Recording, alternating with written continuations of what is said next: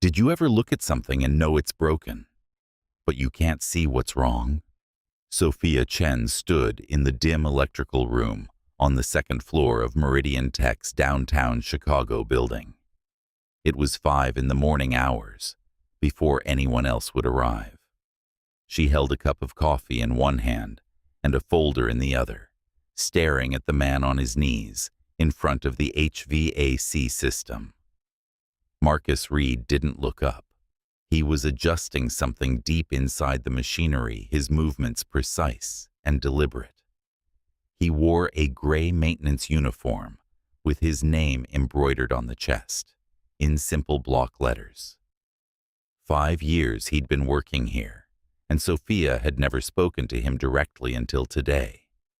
She had called him up from maintenance, not with an email or a message, but by walking down 2 flights of stairs herself. That's what desperation did to you. It made you willing to ask questions in places where people like Sophia Chen didn't usually ask them. Marcus finally glanced up. His eyes were sharp gray, the kind of eyes that noticed things others didn't. "Is this going to smell like dust for the rest of the day?" Sophia asked. It was a test. She wasn't really concerned about the dust. "No," Marcus said. His voice was low, steady. 20 minutes. He said it like someone who knew exactly how long things took. Not an estimate, not a hope, a fact. Sophia had been surrounded by people her entire career who spoke in estimations and probabilities. This was different. "Good," she said. "I have a meeting at 3. She didn't wait for a response. She turned and walked back toward the elevator, but as she did, something shifted in her mind. That name on his uniform, Marcus Reed, it meant something. She'd heard it before years ago, in the context of brilliant young engineers who were going to revolutionize the company's future. What had happened to him?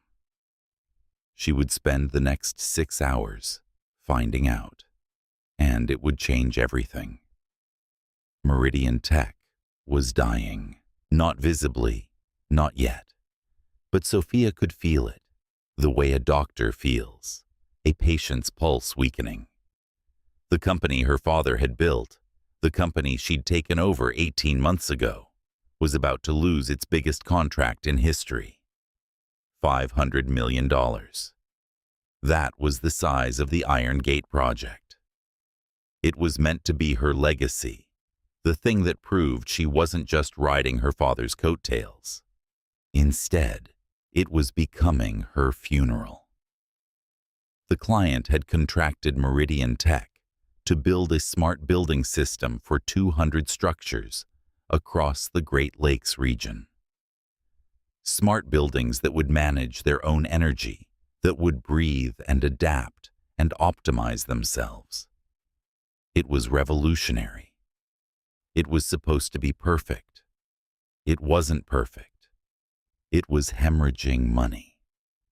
The system was consuming 40% more energy than projected. 40%. That wasn't a rounding error. That was a catastrophe with a deadline attached. In 2 weeks, the client's executives would review the performance data. If they saw the same numbers Sophia was seeing, they would invoke the termination clause. $500 million gone. $50 million in penalties on top of that.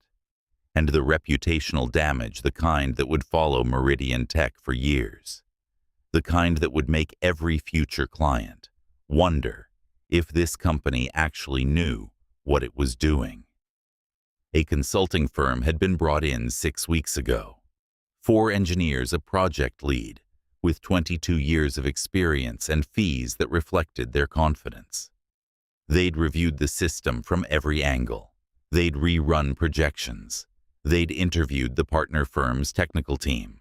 They'd produced 3 separate reports that restated the problem in increasingly elaborate language without actually solving anything.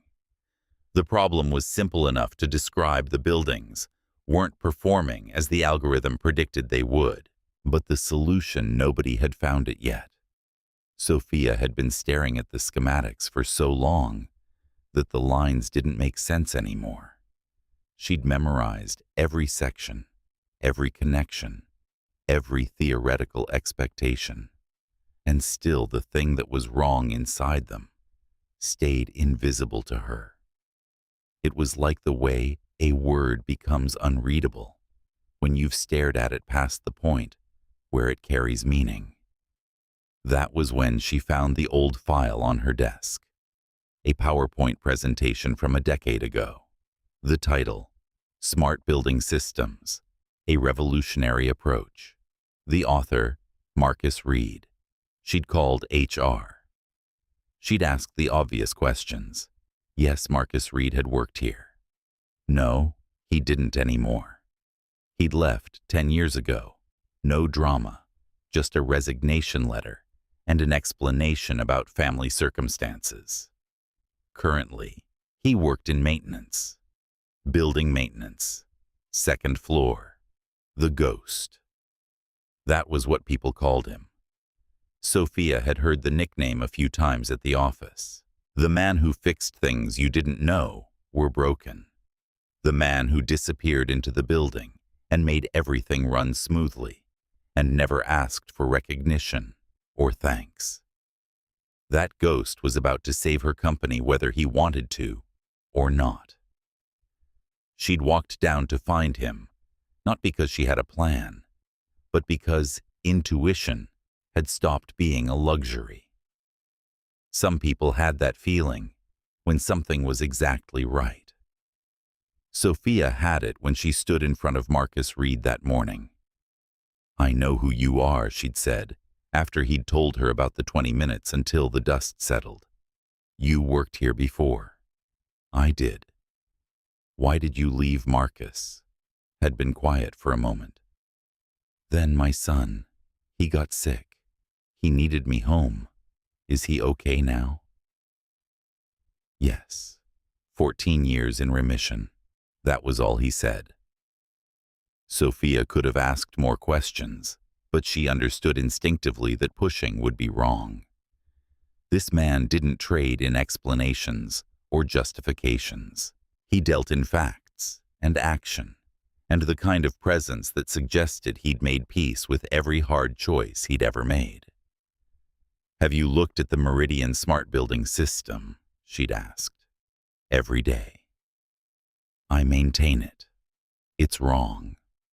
Wrong how it's missing 47 things Marcus had said. But the biggest one is the same. The system doesn't know that buildings breathe. It doesn't know that buildings have personalities. It treats them like machines, like everything is identical, like inputs produce the same outputs everywhere. But that's not true. Every building is different. Every building is alive in its own way. The system doesn't account for that, and when it doesn't account for it, it breaks. Sophia had stood there, and something inside her had clicked into place. This was it. This was the piece she'd been missing. Not more theory, not more consulting reports written by people who'd never spent a day inside an actual building. She needed someone who understood buildings the way Marcus seemed to understand them. "Can you fix it?" she'd asked. "Yes." "Do you want to try?" Marcus had looked at his watch. "I need to pick up my son from school at 3:30. We'll be done before then." She wasn't asking. She was informing him of how this would work. She'd given him everything, all the system documentation, all the technical specifications, all the architectural data for every building in the project. She'd locked him in the conference room on the 38th floor with a folder an inch thick and a deadline of 1 day. He'd needed only 5 hours. Ethan could read his father's mood the way some people could read the weather. The slight change in how Marcus held his shoulders, the particular way he gripped the steering wheel. Today, something was different. "Did something good happen?" Ethan asked as he buckled into the truck. He was 14 now, tall enough that Marcus sometimes forgot to think of him as a kid. The baseball cap that had been his constant companion through chemotherapy was gone now, but the habits remained. Ethan still noticed things. He still watched people's faces. Marcus pulled out of the school parking lot before answering. I met someone today. Someone who needs help with a project. With maintenance, no. With engineering. The kind of work I used to do. Ethan turned to look at his father. There was a question forming behind his eyes. The question was, does this mean things are going to change? Will you do it? Ethan asked instead. I don't know, Marcus said. And he meant it. He didn't know. The person is the CEO. She's important. The project is important. It would mean late nights, maybe a few weeks. Would I be okay? Ethan asked. That was his way. Not asking if his father would be okay abandoning him, but whether his father thought Ethan could handle his attention being divided. The boy had learned a long time ago that you didn't fall apart just because things got harder. Yes, I'd still pick you up every day. You'd just spend some evenings with Huyen. Huyen was their neighbor, a woman with 3 kids of her own, who'd become their lifeline during the worst years. She'd sat with Marcus in waiting rooms. She'd brought meals when he couldn't cook. She'd taught Ethan that adults sometimes needed each other just to survive. Will you do it? Ethan asked again. Marcus glanced at his son through the rearview mirror. The past 6 years had aged Ethan in some ways, and kept him impossibly young in others. The way he sat, the directness of his gaze, the complete absence of resentment, these were the things of a child who'd learned to treasure stability above almost everything else. I think I want to, Marcus said carefully, but I don't want to break what we have. You won't break it, Ethan said. Not if you come back every night. Not if you're still my dad. Marcus felt something catch in his chest. When had his son become so wise? Yeah, Marcus said. Yeah, I'll do it. Ethan smiled, and it was the kind of smile that made everything else fall away. It was the smile of a kid who'd been given permission to let his father be more than just a father. More than just the person who showed up and paid attention and kept him alive. He was being given permission to let his father be himself again. Marcus worked that night until 2 in the morning.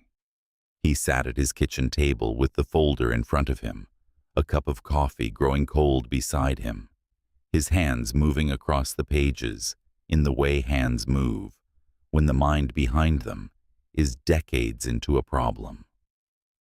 He'd forgotten what this felt like, the particular kind of focus that came when you were building something, not fixing something, not maintaining something, but actually building, constructing, creating.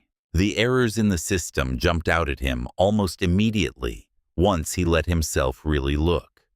They were the kind of errors that only made sense if you'd spent years understanding how buildings actually functioned. You could read about it in theory, sure, but you had to hear it. You had to hear the particular groan of an HVAC system struggling. You had to listen to the pressure changes in the pipes. You had to feel the way a building shifted and breathed and adapted. The algorithm treated buildings like mathematical equations. Sophia's system treated them like they were all identical. But they weren't. Each one was old or new. Each one had been built with different materials. Each one had tenants that created heat moisture, different patterns of use. When you exceeded the primary grid's capacity by more than 34%, it didn't degrade gracefully. It didn't fail in phases. It collapsed. Complete system failure. The solution wasn't to strengthen the main branch. It was to teach the system to grow in multiple directions. Independent load balancing, lateral distribution instead of hierarchical. Let secondary demand spread horizontally instead of cascading upward. Marcus wrote it all down. 45 pages of analysis and solution and implementation strategy. Not fancy language, not theoretical frameworks. Just the pure, simple truth of what was broken and how to fix it. He had sheets of paper spread across the kitchen table when Ethan came down the next morning before school. His son looked at the pages at his father's handwriting, filling every margin at the intensity that was radiating off him. "Is it good?" Ethan asked. "I think so," Marcus said. "We'll see." Sophia had called him at 8 o'clock in the morning. The board meeting was at 3. She wanted him to present. Marcus had stared at the phone for a long moment. Presenting meant being in a room full of executives who would judge him. It meant standing in front of people who'd never heard his name, who wouldn't know that he'd built systems that were still running, still working, still handling power grids across the entire Midwest. It meant making himself visible. He'd been invisible for so long, and he'd become comfortable with it. But Ethan's words echoed in his mind. Not the direct permission, but the implication behind it. "You can be more than this." "I'll be there," Marcus said. The boardroom on the 38th floor was exactly what Marcus had expected. Glass windows that looked out over the city. A long table with 14 people sitting around it.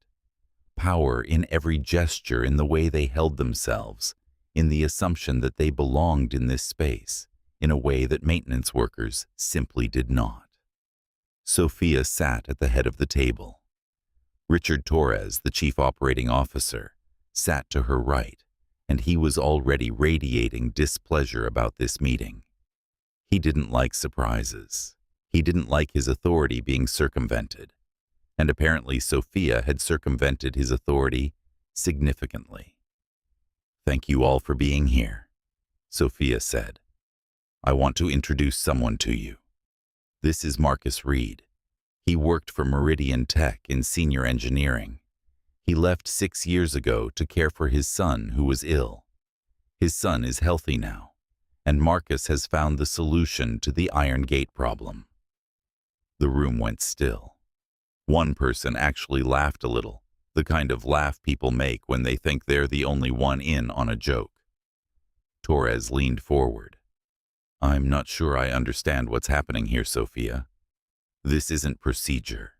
This isn't how we handle external consultants." "Marcus isn't an external consultant," Sophia said. "He's internal.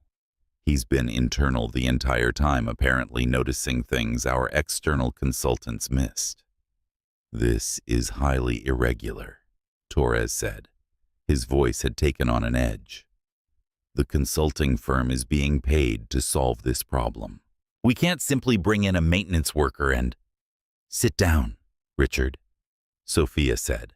Her voice didn't change. It didn't get louder or more aggressive. But there was something underneath it. Something that made it clear this wasn't a suggestion. Marcus walked to the whiteboard at the front of the room. A set of markers sat on the tray.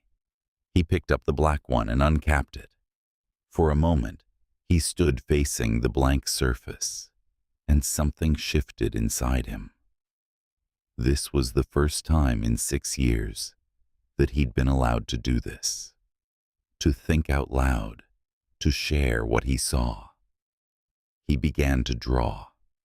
The original algorithm appeared in lines and boxes and connections. He traced the foundational assumptions that the consulting firm had built everything on, and then he showed where those assumptions broke down. The system assumes buildings equilibrate, he said. His voice was steady, measured. Buildings don't equilibrate. They breathe, they shift, they age. The system was built for a theoretical building that doesn't exist. Every actual building is different. He drew the failure points, 47 of them. He didn't list them all. That would have been pedantic and boring. Instead, he showed the pattern. The way that exceeding capacity on the primary grid didn't cause degradation. It caused collapse. When demand spikes, Marcus continued, the subsidiary networks don't smoothly absorb it. They fail. The entire system fails. That's why the energy consumption is up 40%. The system is constantly failing and recovering, failing and recovering. It's like a person who can't breathe properly. They use 4 times the energy to do the same work. He drew the solution. 3 diagrams, 1 for each phase of implementation. Lateral load distribution, independent secondary grids, a system that could adapt instead of one that only knew how to function in theory. With these changes, Marcus said your performance will be 3 to 4% above projection. Not below. Above. The system will actually work the way you told the client it would work. He set down the marker.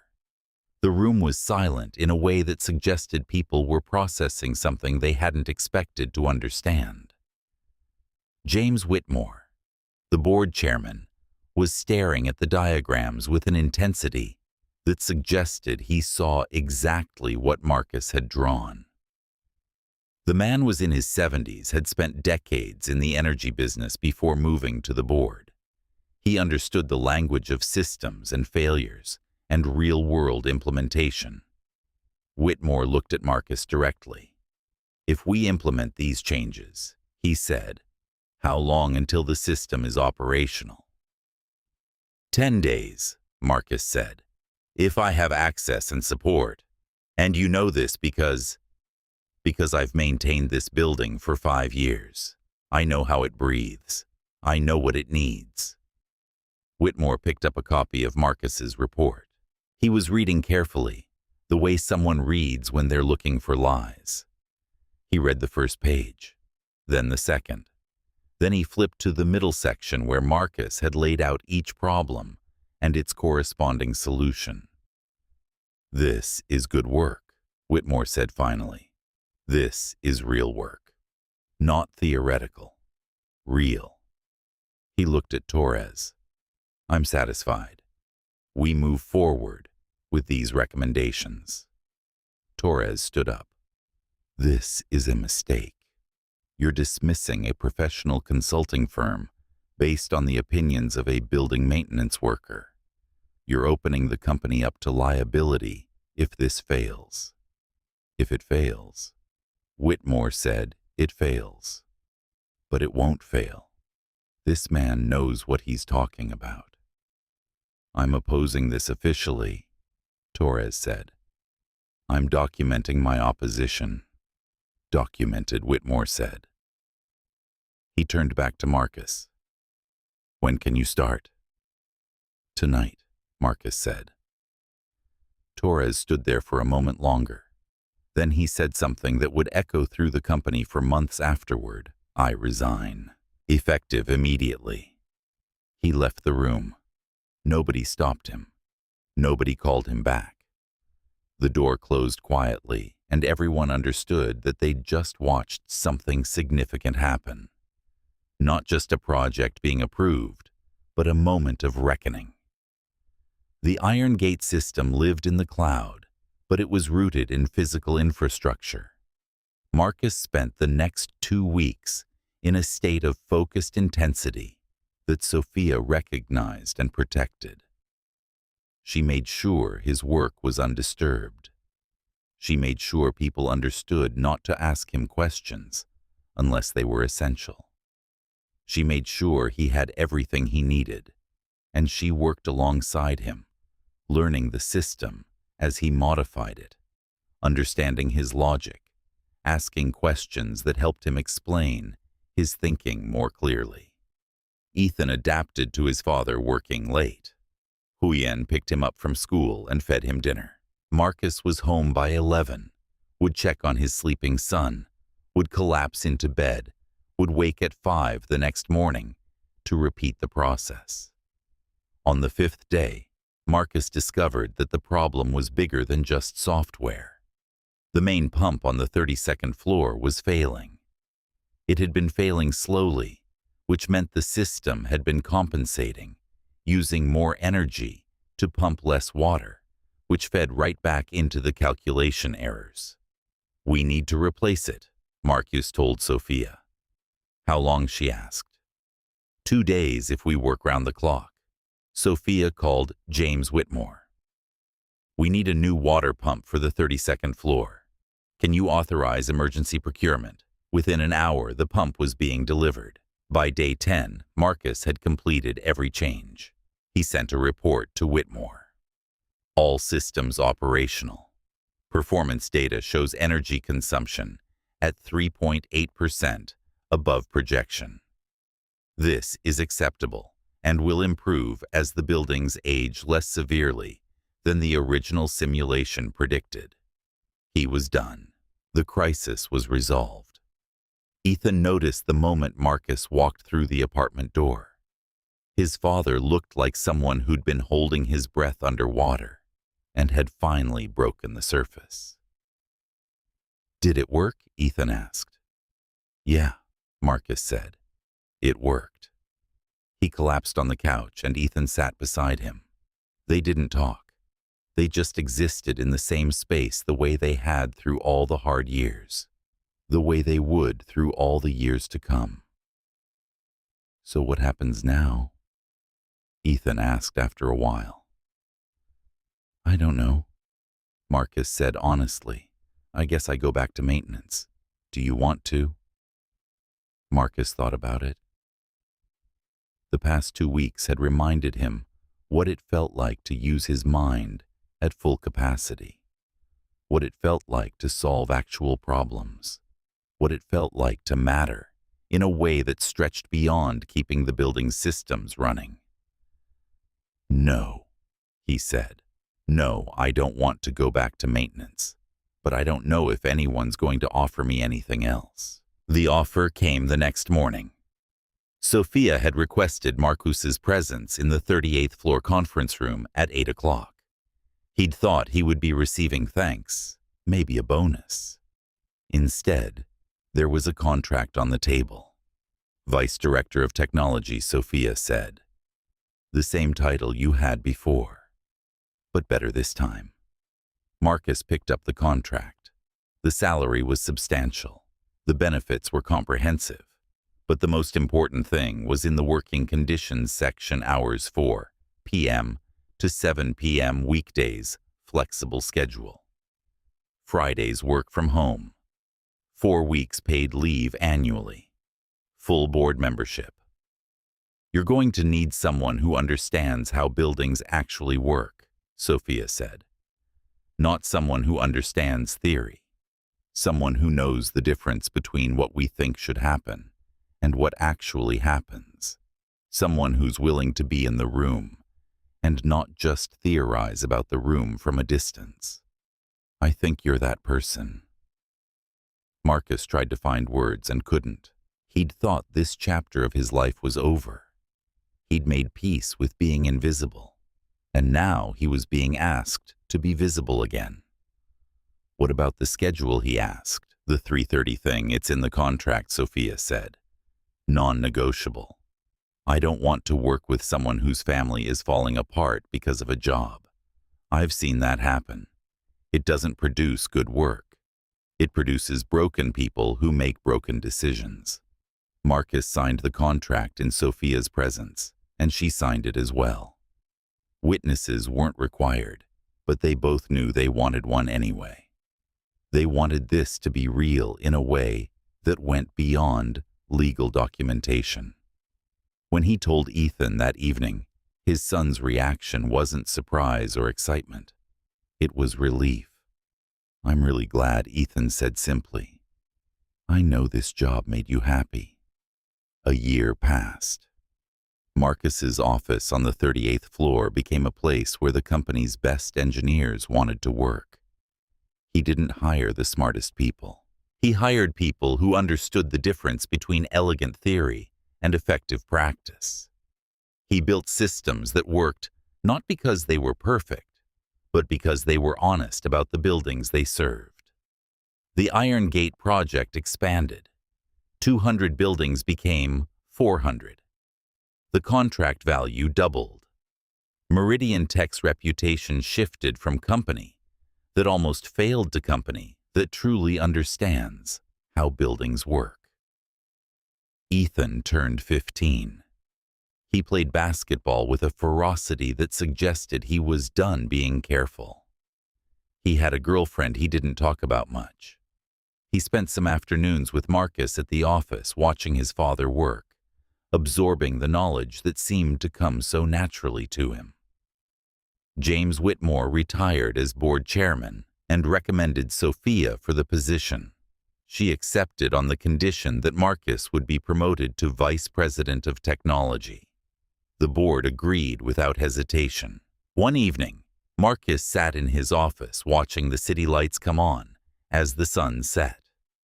The sky was turning purple and gold, the kind of beautiful that only happened for a few minutes before disappearing completely. Ethan would be waiting downstairs in the lobby. They had plans to get dinner, to see a basketball game, to do the normal things that people did when they had the freedom to do them. His phone buzzed. A text from Sophia hiring Jennifer Martinez. She was engineering before she left to care for her father. Thought she might like the second chance we got. Marcus smiled. The company was changing, not dramatically but fundamentally. It was becoming a place where people understood that life happened alongside work, not separate from it. He gathered his things and headed for the elevator. As he descended, he thought about the man he'd been 6 years ago, invisible on the second floor fixing systems nobody knew were broken, and the man he was now visible in a way that mattered, leading teams, making decisions, proving that you didn't have to choose between being a father and being who you were meant to be. Ethan was waiting in the lobby, his basketball tucked under one arm. He grinned when he saw his father. No words were needed. They walked out into the Chicago evening together. Two people who'd learned that the things worth keeping were worth fighting for, and that sometimes the most powerful thing you could do was let someone be exactly who they were. A year later, Marcus stood in front of a classroom of engineering students at Northwestern University. Sophia had pulled strings to make this happen, to get him in front of young people who thought engineering was only about theory. "Buildings are alive," Marcus told them. Not metaphorically, literally alive. They have systems that respond and adapt. They have weaknesses and strengths. They have personalities. If you treat them like math problems, you'll always fail. But if you spend time listening to them, really listening, you'll understand something that no textbook can teach you. Ethan sat in the back row taking notes. His father noticed, and something settled in his chest. The cycle was turning. Knowledge was being passed. The things that mattered were being preserved. That night, Marcus and Ethan drove home in comfortable silence. The city lights streamed past. Marcus thought about the path that had brought him here, the choices that had seemed so hard at the time, and now seemed like the only choices that ever made sense. "I'm proud of you," Ethan said out of nowhere.